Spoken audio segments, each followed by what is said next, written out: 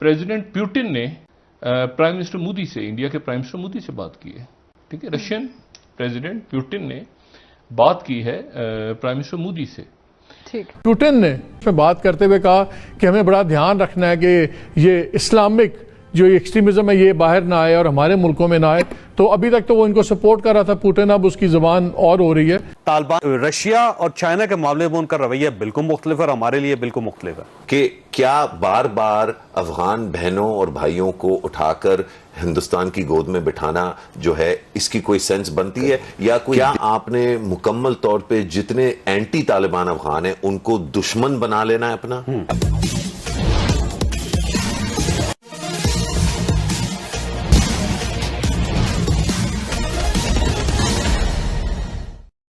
रसिया के राष्ट्रपति पुतिन ने प्रधानमंत्री मोदी के साथ कल वार्ता किया है और अफगानिस्तान के मामले में एक साथ काम करने का निर्णय लिया है। पाकिस्तान यह समझ रहा था कि रूस और चीन तालिबान के मामले में पाकिस्तान का साथ देंगे, पर रूस ने खुलेआम तालिबानियों को उनके हरकतों के कारण धमकी दे डाला है। इससे पाकिस्तान में हाय तौबा मचा हुआ है। क्या है पूरा मामला, आइए आगे समझते हैं पाकिस्तान मीडिया से ही।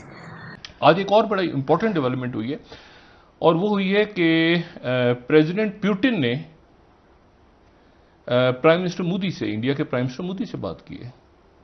ठीक है, रशियन प्रेसिडेंट पुतिन ने बात की है प्राइम मिनिस्टर मोदी से।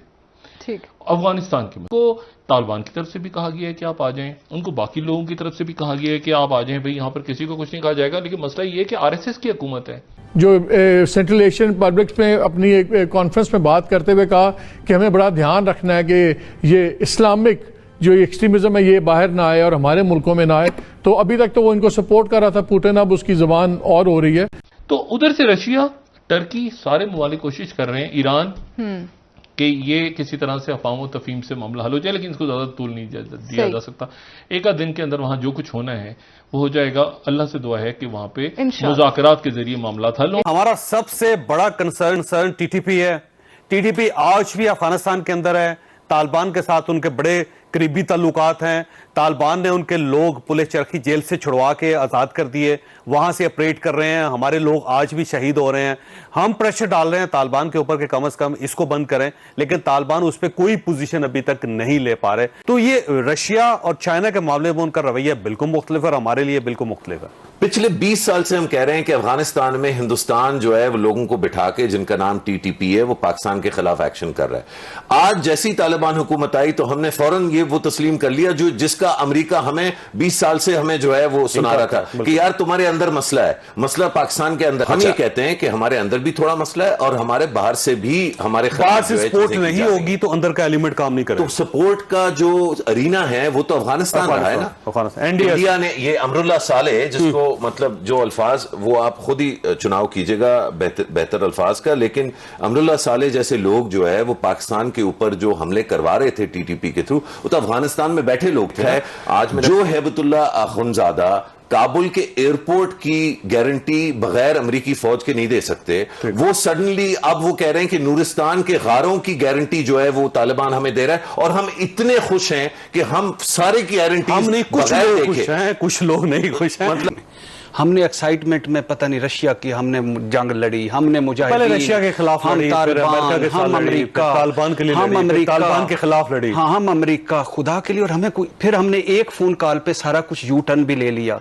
फिर हमने वो जो एक मुल्ला अब्दुल सलाम ज़ईफ की हम अक्सर बात करते हैं, उसको नंगा करके अमरीकियों के हवाले के नाम पे नहीं। जनरल परवेज मुशर्रफ साहब ने अपनी किताब में लिखा कि हमने बेशुमार लोगों को पकड़ के हवाले किया और डॉलर दिए। तो ये यानी ये हम, लेकिन सबसे अहम ये समझना जरूरी है कि अब जो अफगान पाकिस्तान में मुकीम हैं, जो अफगान पूरी दुनिया में हैं, इनको आपने सोच समझ के अफगानिस्तान के बारे में बात करनी है। सवाल ये क्या करना चाहिए? हाँ, सवाल ये हमारा जो हमने सोचना है इस पे कि क्या बार बार अफगान बहनों और भाइयों को उठाकर हिंदुस्तान की गोद में बिठाना जो है इसकी कोई सेंस बनती है, या कोई क्या आपने मुकम्मल तौर पे जितने एंटी तालिबान अफगान हैं उनको दुश्मन बना लेना है अपना?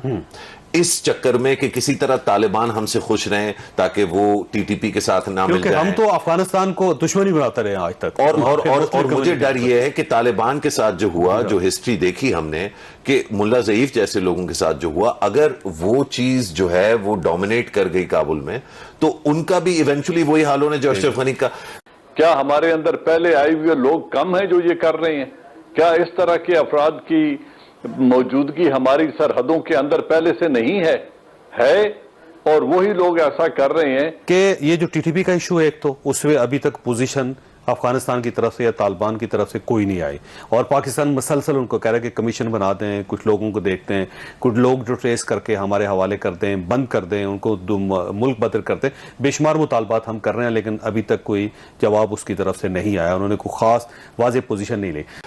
आप लोगों को पता ही होगा कि अफगानिस्तान के हालात गंभीर बने हुए हैं। तालिबानियों और उनके विरोधी गुट के बीच पंचशील घाटी में युद्ध जारी है। कहीं युद्ध की लपेट में पूरा अफगानिस्तान फिर से न आ जाए, इसलिए इस खौफ से अफगानिस्तानी लोग भागकर दूसरे देशों में जाकर शरण लेना चाहते हैं। इन सब के बीच पाकिस्तान अपनी चालें भी चल रहा है। वह हर संभव कोशिश कर रहा है कि तालिबानियों को पाकिस्तान भारत के खिलाफ किसी तरह भड़काए, ताकि अगर तालिबानियों की सरकार अफगानिस्तान में आती है तो फिर वे भारत का पत्ता साफ कर दें, अफगानिस्तान में भारत को पांव रखने की जगह न मिले।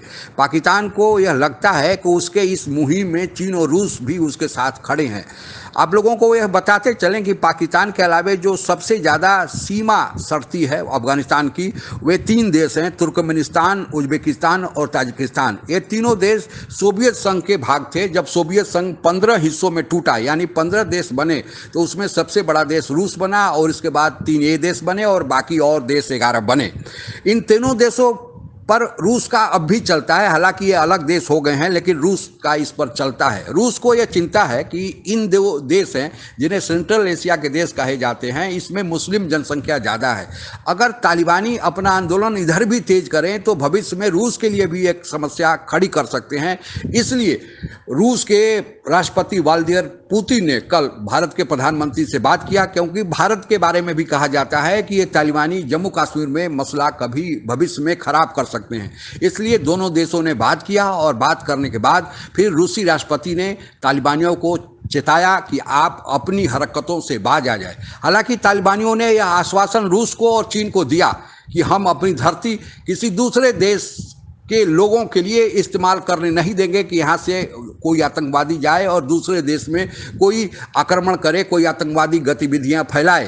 पर उन्होंने अभी तक पाकिस्तान को यह आश्वासन नहीं दिया है, क्योंकि आप लोगों को पता ही है कि तहरीके तालिबान पाकिस्तान जो टीटीपी संगठन है वह आए दिन पाकिस्तान में जाकर आतंकवादी घटनाएं करते रहता है। हालांकि अभी तक तो वो जो घटनाएं कर रहा था, पाकिस्तान उसको कह रहा था कि अब भारत करा रहा है, क्योंकि जो सरकार थी अफगानिस्तान में वह अफसर गनी की चुनी हुई सरकार थी और उसको भारत का समर्थन प्राप्त था। तो अभी तक जो आतंकवादी घटनाएं टीटीपी कर रहा था, तहरीके तालिबान पाकिस्तान, उसका मलबा पाकिस्तान भारत पर डाल रहा था। लेकिन अब तालिबानियों की सरकार बन जाएगी अफगानिस्तान में और फिर टीटीपी हमला करेगा, क्योंकि तालिबानियों ने अभी तक टीटीपी पर लगाम लगाने की कोई बात नहीं की है और यही पाकिस्तान के लिए चिंता बना हुआ है। तो अगर अब कोई आतंकवादी घटना होती है तो इसका मलबा किस पर पाकिस्तान डालेगा, यह प्रश्न पाकिस्तान के सामने अपनी उत्तर के लिए खड़ा है। पाकिस्तान को सोचना चाहिए कि वह क्या इसका जवाब पूरी दुनिया को देगा।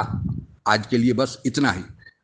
आप अगर हमसे जुड़ा रहना चाहते हैं तो कृपया मेरे चैनल को सब्सक्राइब करें तथा बेल आइकन भी दबा दें, ताकि नई वीडियो की जानकारी तुरंत आप तक पहुंच जाए।